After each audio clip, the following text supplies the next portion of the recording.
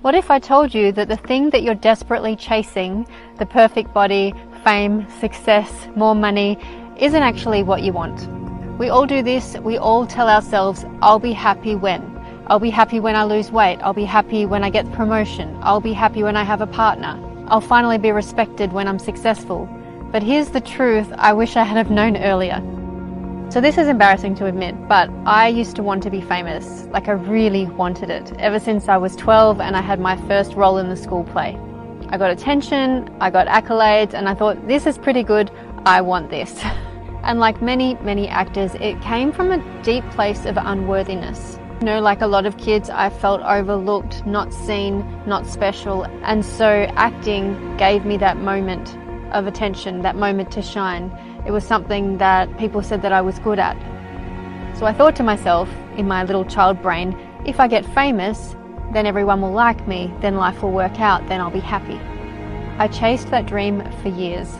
The auditions, the rejections, the small wins, always thinking the next role would be the one that made me feel complete.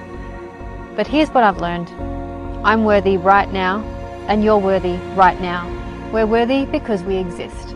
We've all heard the stories, the Jim Carreys of the world, who say that once they became famous, they felt empty and hollow inside.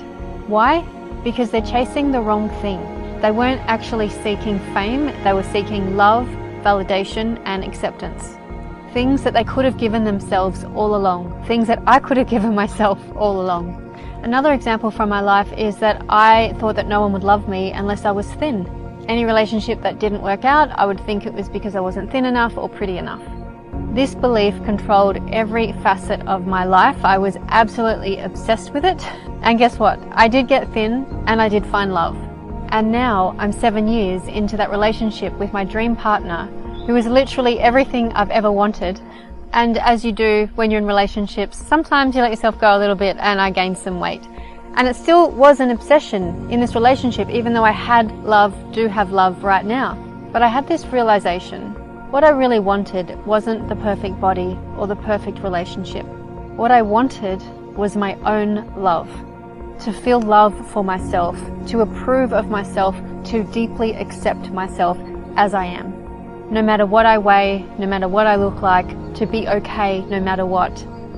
And I could have given myself that a long time ago as well. Think about it.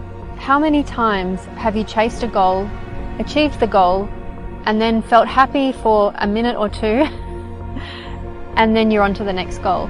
Then you felt that dissatisfaction, that itch, that urge to achieve something else. You know, I work with the elderly, I'm a podiatrist, and most of my patients are over 70, a lot of them well over 80, over 90, and I've even got some over 100. And I've been doing this job for over 20 years, and let me tell you, that gives you a whole new perspective on life. I know what it looks like to age well, I know what it looks like to age poorly, and I'm not talking about looks, I'm talking about mobility and health. I have patients in housing commission flats, I have patients that are in multi-million-dollar homes overlooking the beach. I also have some patients who are amazing. They're so curious, they've got a sparkle in their eye. They're so fun to be around, they've got a great sense of humor.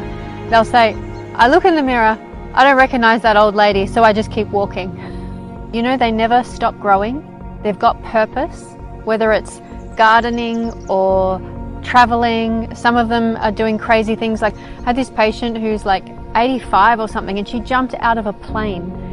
These patients are so inspiring. There's really something about them. They tend to be really joyful and really content and really accepting. And I think these patients, whether consciously or unconsciously, they understand something crucial, and that is we're either evolving or devolving, but we're never staying the same. If you're not growing and learning and experiencing, you are dying. You're getting smaller. Your world is getting smaller. You're stunted. No one is going to stay the same.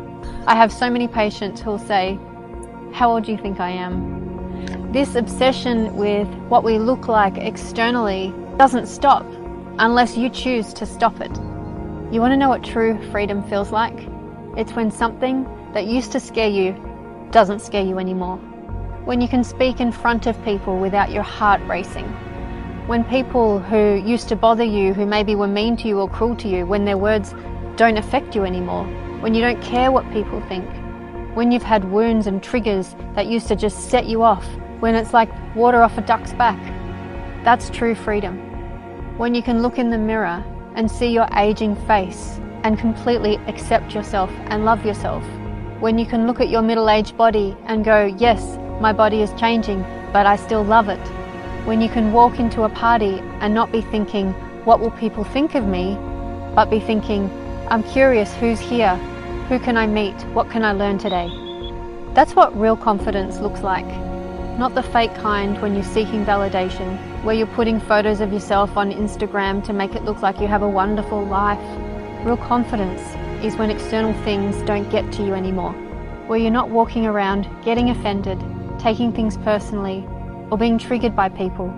No one has that power over you. I used to desperately want to pay off my mortgage. I still do, of course I want to pay off my mortgage, but I used to think I wouldn't feel safe until I paid off my mortgage, which is 25 years.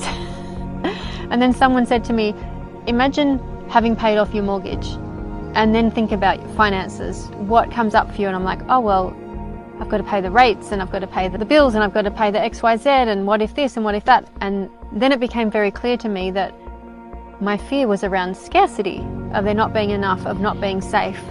But I can give myself that feeling of safety and security right now by trusting that it's a benevolent universe, trusting that things always work out for me, by reframing the negative into the positive.